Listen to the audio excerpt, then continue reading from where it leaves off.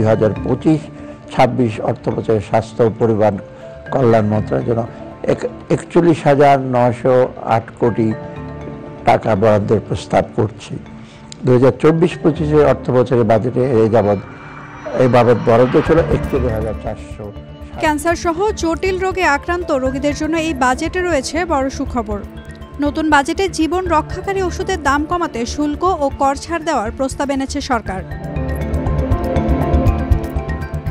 সোমবার বাজেট বক্তৃতায় অর্থ উপদেষ্টা ডক্টর সালেউদ্দিন আহমেদ জানান, দেশীয় ওষুধ শিল্পকে আরও শক্তিশালী করতে এবং চিকিৎসা ব্যয় কমাতে ওষুধ তৈরির কাঁচামাল ও অ্যাক্টিভ ফার্মাসিউটিক্যাল ইনগ্রিডিয়েন্ট এর আমদানিতে কর ও শুল্ক ছাড় বাড়ানো হচ্ছে।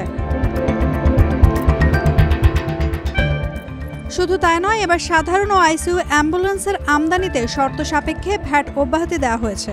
এতে অ্যাম্বুলেন্সের সেবার খরচ উল্লেখযোগ্যভাবে কমে আসবে বলে আশা করছে সরকার।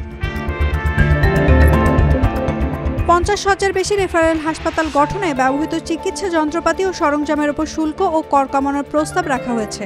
এতে জেলা ও বিভাগীয় পর্যায়ে উন্নত চিকিৎসা সেবা ছড়িয়ে দেওয়ার পথ খুলে যাবে। স্বাস্থ্য ও পরিবার কল্যাণ মন্ত্রণালয়ের জন্য এবার প্রস্তাবিত বরাদ্দ 41,908 কোটি টাকা, যা গত বছরের চেয়ে 501 কোটি টাকা বেশি।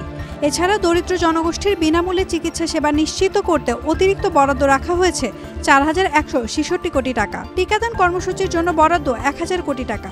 পাশাপাশি চিকিৎসা সেবা সম্প্রসারণের নতুন ডাক্তার, নার্স, টেকনিশিয়ান ও ফার্মাসিস্ট নিয়োগ ত্বরান্বিত করা হচ্ছে।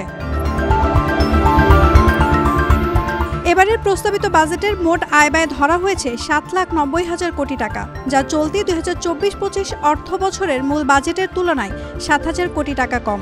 এটি বাংলাদেশের ইতিহাসে প্রথমবারের মতো বাজেটের আকার হ্রাস পাওয়ার ঘটনা। Naomi Nasrin, Daily Sun. For more updates, follow us on Facebook, subscribe our YouTube channel, get the latest update on www.daily-sun.com.